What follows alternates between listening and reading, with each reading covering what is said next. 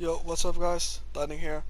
Now, real quick, before we get into this video, this is not proof whatsoever that Anthem 2.0 isn't going to happen. It's just some things that I found while researching it that I want to present, and I want to give you the whole truth to it. Now, before we get into it, I just want to say a massively thank you to all of you for over 100 subscribers. I'm really thankful for it. And the gameplay in the background is from my up and coming walkthrough, but I didn't have any gameplay other than that recorded, so I'm going to use this as the gameplay in the background. Now, I'm going to talk about some points in this video, mainly the engine the game is running on, BioWare themselves, and some other points. I'll leave timestamps in the description so you know when the points are going, yeah, you know what I mean. So, let's get right into it. So, we all know that the problem with Anthem is the Frostbite Engine, the engine the game is run on. And BioWare has stated that they had so many difficulties in the development process, and they couldn't for the life of them find out how to use the engine, and EA prioritized games made by companies that actually made them the most money, i.e. FIFA and Madden and all those other games made by EA. So BioWare was left to fend for themselves, which led to the game being in the state that it is today. Now, they have stated, EA, they stated in 2013 that all games in the future by BioWare would be running on Frostbite. Now, I don't think that BioWare has agreed to that idea, because the Mass Effect Legendary Edition, they have switched over to Unity, Unreal Engine, to make that instead of Frostbite, because they're familiar with Unreal and it's just an overall better engine than Frostbite. So, what can we take away from this? The Frostbite engine needs to be cut off completely, or at least just be separated, so the Frostbite engine will fuel EA's games and the studios under EA are allowed to use other engines that they're familiar with instead of using EA's or DICE's difficult engine. But the only thing I found about that explains why they want all their studios to run Frostbite is because they don't want to pay licensing. I can't for the love of me say it. Fees. They don't want to pay that, so they push an engine out to everybody that it's so difficult to use that the games that are made with it are completely broken. So yeah, Frostbite needs to be cut off the other studios and just stick with EA and DICE instead of other studios. So let's talk about BioWare themselves. Now, this is a point that I may get some critical responses by making, but everybody deserves to know the truth. So, right from the start, BioWare has always had mismanagement, or at least since 2012. They have had mismanagement and indecisiveness, and EA has been pushing everything over to them, and BioWare has been leaderless, and a lot of people have actually left the company. I'll get to that in a moment. And they only have 2 studios and I think 800 employees, so they aren't really that big. And the 2 studios they have, they cannot for the love of God work together, because I'm going to show you right now an article I found that proves what I've been trying to say about the development process. There was an ungodly amount of lack of direction and instability between the studios, and one studio invented the ideas and the other executed the ideas and implemented them into the game, and it was the worst teamwork I've ever heard of. And because of that, there was an ungodly amount of employees that actually went on stress leave for weeks and months on end because they just couldn't handle it, and even some that actually just resigned their position because they had so many mental breakdowns and depression and anxiety. So I don't know who to blame here, but EA and BioWare themselves are a huge factor in this, and especially the CEO that was the CEO of EA that was there in 2012 and 2013 when all this came forth, and that was John Risotto. I can't pronounce his name. John Risetilo, I don't know.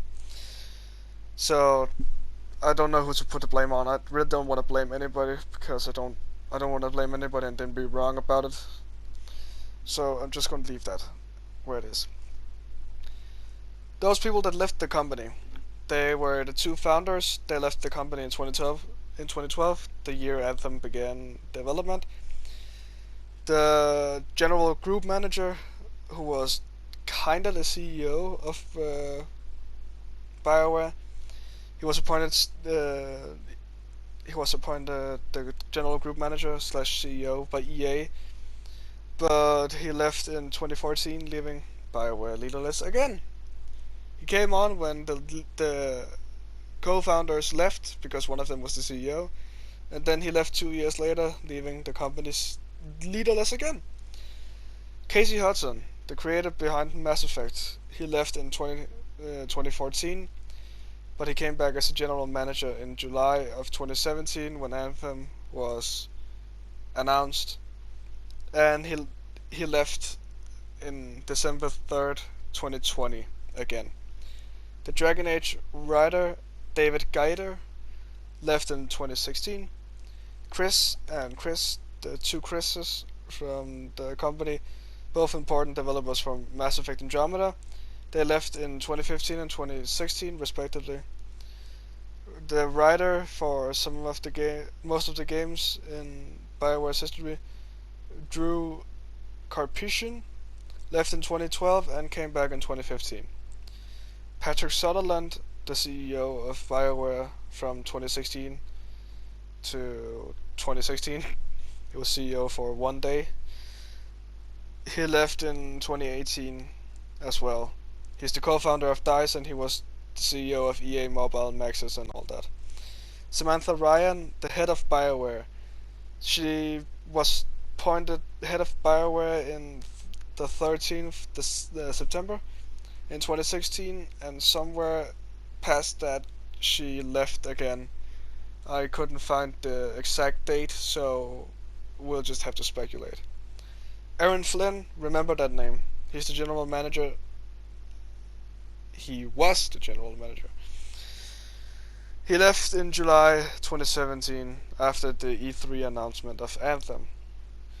Dragon Age creative director Mike Laidlaw left in 2017. The lead designer James Overland left in July 2018. Mark Darrah, the executive producer of Dragon Age, left in December 3rd, 2020 with the other one. So that was the people. That was the thing about BioWare. Actually, I have a... No, that was actually not. I have a little more. So, we all know that BioWare has two locations, Austin and Edmonton. But they had more. They actually had 1, 2, 3, 4, 5, 6. They had 6 other locations, but they were all closed by EA. Now, this includes BioWare Montreal, BioWare San Francisco, BioWare Mythic, Victory Games, Waystone Games. I don't think they were a part of BioWare at that time, but it was what it said, so I just went with it. and BioWare Sacramento. They were all shut down by EA, except one of them that was converted to EA's own.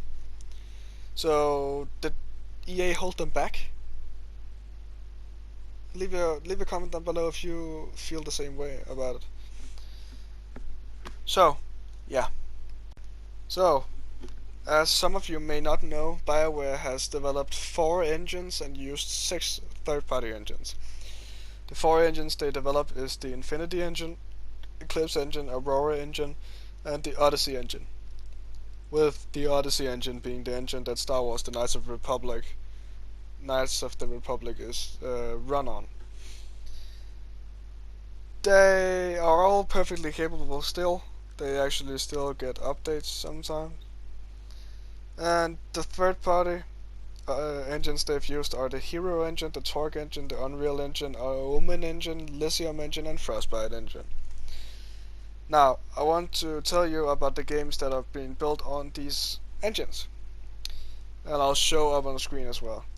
So, Star Wars: The Knights of the Republic is with Odyssey, as I said before. Mass Effect 1 to 3 were with Unreal Engine. Mass Effect Andromeda is with Frostbite, and that was where everything went horribly wrong. Dragon Age 1 is with Eclipse. Dragon Age 2 is with Eclipse/Lysium Engine. Dragon Age Inquisition is with Frostbite. And Anthem is with Frostbite.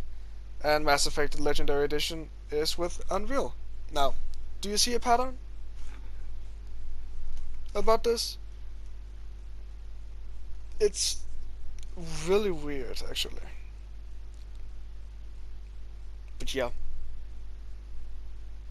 That was it. So let's return to the general manager, Aaryn Flynn.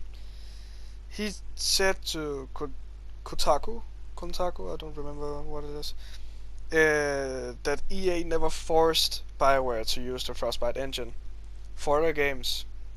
Now, I don't know what to believe, because EA announced in 2013, way before this article was published, that all future games from BioWare would run on Frostbite, and it was their decision. And then Aaryn Flynn comes forth and says that EA was never forced to use the Frostbite engine. So there is something not really correlating with each other. But yeah, we can form our own speculations about it. But he stated that BioWare had 3 options for their engine. They could use their own engine and rework it a little bit to match the newer technology, or they could use Unreal Engine, which is an engine that they were previously using, or they could use the Frostbite. And they frickin' chose Frostbite, despite not knowing crap about the game engine whatsoever. So, did BioWare kill Anthem themselves by using Frostbite? I can't really say for sure.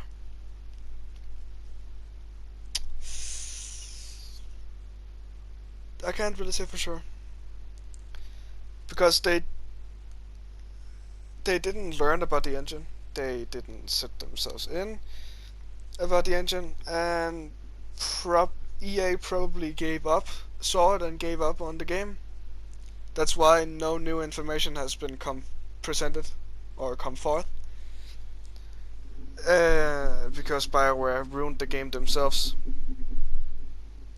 So, is it possible that they killed the game themselves? Who knows? But they're all at fault, no matter what. So, yeah.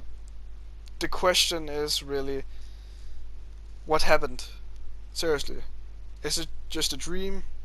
Anthem 2.0 or what? Because we all know that Frostbite led to a lot of development issues and was the hardest engine for them to work on, because EA didn't give them the team or the support they needed, because they prioritized games that made most money for them. So the question is, was that the reason that BioWare lost their passion? It may be. So, yeah. I don't know what else to say, because it's sad to think about, actually. So, final words. How can Anthem be fixed? Number one, switch engine. Rebuild the game on another engine, Unreal Engine for that matter. It's a perfectly capable engine, and they all know how to use it. So, if they want to fix the game, switch engine. Or EA provide support for Anthem. You know? And yeah, we'll just have to see what they do in the future. We're still awaiting information, probably the 22nd of February as I suspected. But until then, yeah, I can't really say anything. This video was only made just to put some light on the development and BioWare themselves, to just try and speculate and make a theory about the reason that Anthem 2.0 may not happen. Of course, it's gonna rub some people the wrong way, but I just want to present the truth, and the truth only. But yeah, if you enjoyed this video, please remember to subscribe to the channel. It would definitely mean a lot.